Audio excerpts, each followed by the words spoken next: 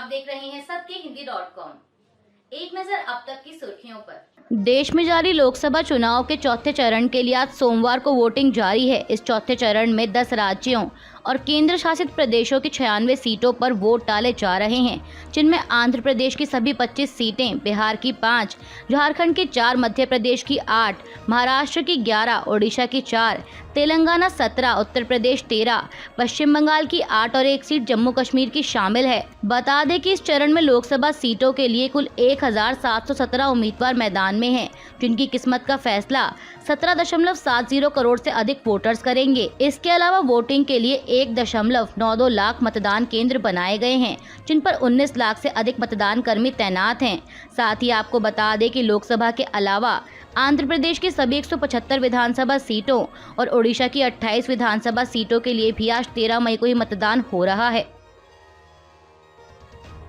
देश में लोकसभा चुनाव के चौथे चरण के लिए वोटिंग जारी है। इस बीच प्रधानमंत्री मोदी ने जनता से मतदान करने की अपील करते हुए एक्स पर लिखा कि लोकसभा चुनाव के चौथे चरण में आज 10 राज्यों और केंद्र शासित प्रदेशों की 96 सीटों पर मतदान हो रहा है। मुझे विश्वास है कि इन सभी सीटों पर लोग भारी संख्या में मतदान करेंगे, जिसमें युवा और महिला वोटर बढ़ चढ़कर हिस्सा लेंगे। पीएम मोदी ने लिखा कि आइए अपने कर्तव्य को निभाएं और लोकतंत्र को मजबूत करें। वहीं केंद्रीय गृह मंत्री अमित शाह ने लिखा कि लोकसभा चुनाव के चौथे चरण में आज उत्तर प्रदेश, बिहार, झारखंड, मध्य प्रदेश और जम्मू कश्मीर के मतदाताओं से अपील करता हूं कि आज एक ऐसी सरकार बनाने के लिए रिकॉर्ड संख्या में मतदान केंद्रों तक पहुंचें, जिसकी गरीब कल्याण सर्वोच्च प्राथमिकता हो। कांग्रेस नेता राहुल गांधी ने भी चौथे चरण के लिए जारी मतदान के बीच एक्स पर लिखा कि आज चौथे चरण का मतदान है। पहले 3 चरणों में ही यह बात स्पष्ट हो चुकी है कि 4 जून को इंडिया की सरकार बनने जा रही है। राहुल गांधी ने लिखा कि याद रखिए, आपके एक वोट से सिर्फ आपके लोकतांत्रिक अधिकारों की रक्षा ही नहीं होगी, बल्कि पूरे परिवार की तकदीर बदल जाएगी। इसलिए बड़ी संख्या में बाहर निकलकर वोट डालिए और बता दीजिए कि देश अब अपने मुद्दों पर वोट करेगा, भटकेगा नहीं। वहीं कांग्रेस अध्यक्ष मल्लिकार्जुन खड़गे ने भी मतदाताओं से अपील करते हुए लिखा कि पहले 3 चरण में आपने दिखाया है कि तानाशाही ताकतों से लोकतंत्र और संविधान को बचाने के लिए वोट कर रहे हैं और आज भी 10 राज्यों की 96 सीटों पर न्याय के हक में वोट करें। लोकसभा और विधानसभा चुनाव के लिए आंध्र प्रदेश में हो रही वोटिंग के बीच तेलुगु देशम पार्टी यानी टीडीपी ने बड़ा आरोप लगाया है। चंद्रबाबू नायडू के नेतृत्व वाली टीडीपी ने आज सोमवार को दावा किया कि राज्य के मुख्यमंत्री वाईएस जगनमोहन रेड्डी की वाईएसआरसीपी ने हमारे 15 पोलिंग एजेंट का अपहरण कर लिया है। एबीपी की एक रिपोर्ट के मुताबिक तेलुगु देशम पार्टी ने एक प्रेस रिलीज जारी कर कहा कि वाईएसआरसीपी के नेता पेद्दिरेड्डी रामचंद्र रेड्डी के समर्थक 15 पोलिंग एजेंट को उठाकर ले गए हैं। कहा गया है कि पार्टी के लोग पोलिंग स्टेशन जा रहे थे और इस दौरान ही उनके साथ मारपीट करके ये सब किया गया। बता दें कि आंध्र प्रदेश में टीडीपी भाजपा के साथ मिलकर चुनाव लड़ रही है।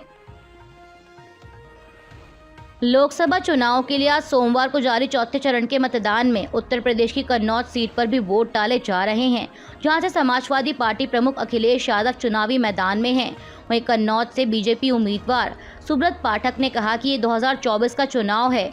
योगी आदित्यनाथ उत्तर प्रदेश के मुख्यमंत्री हैं।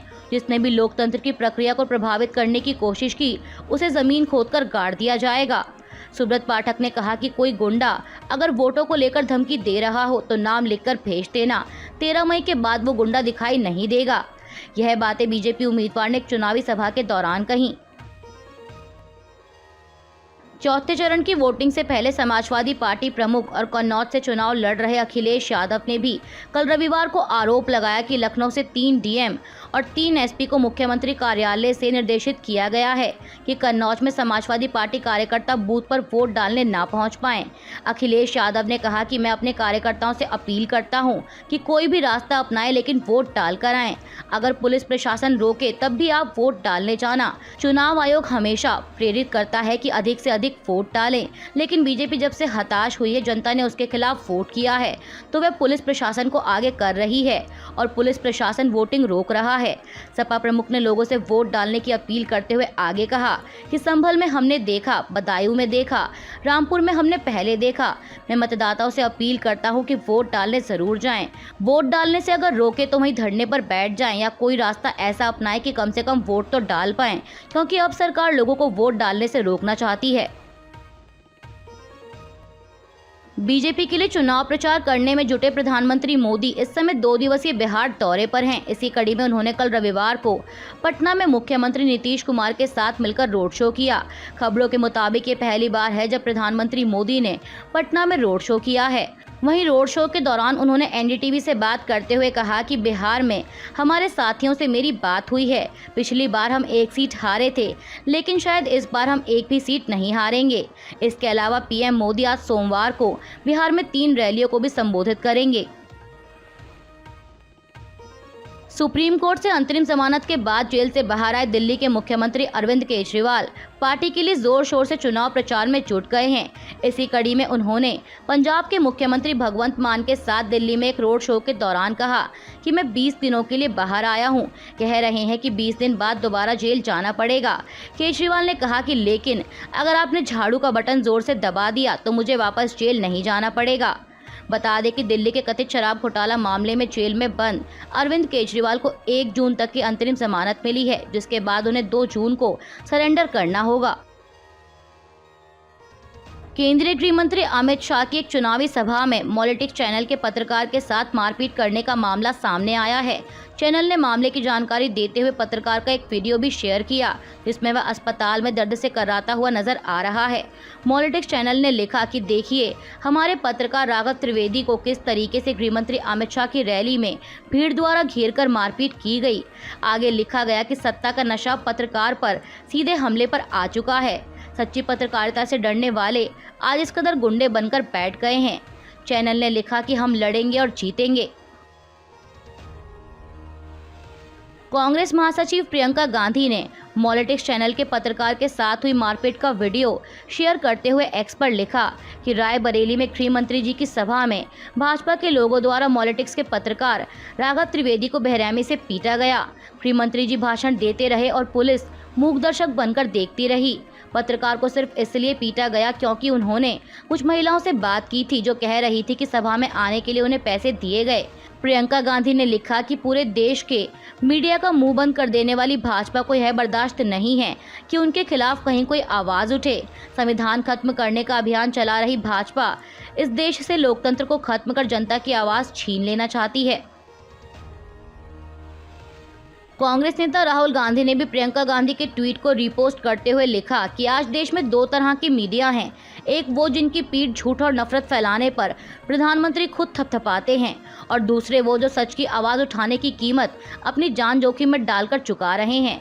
राहुल गांधी ने कहा कि देश के गृह मंत्री की सभा में बस अपना काम कर रहे एक जुझारू पत्रकार के साथ पुलिस के संरक्षण में ऐसी गुंडागर्दी बताती है कि क्यों नरेंद्र मोदी के राज में भारत प्रेस फ्रीडम के मामले में 159वें स्थान पर है। कांग्रेस नेता ने आगे लिखा कि हम सब इस बहादुर युवा के साथ खड़े हैं। दिल्ली के मुख्यमंत्री अरविंद केजरीवाल से जब यह सवाल पूछा गया कि क्या वह इंडिया गठबंधन के प्रधानमंत्री पद की रेस में शामिल हैं, तो इस पर अरविंद केजरीवाल ने जवाब देते हुए कहा कि नहीं, मैं नहीं हूं। साथ ही उन्होंने ये भी कहा कि अगर विपक्षी पार्टियां सत्ता में आती हैं तो वह यह सुनिश्चित करेंगे कि आम आदमी पार्टी की गारंटी पूरी हो।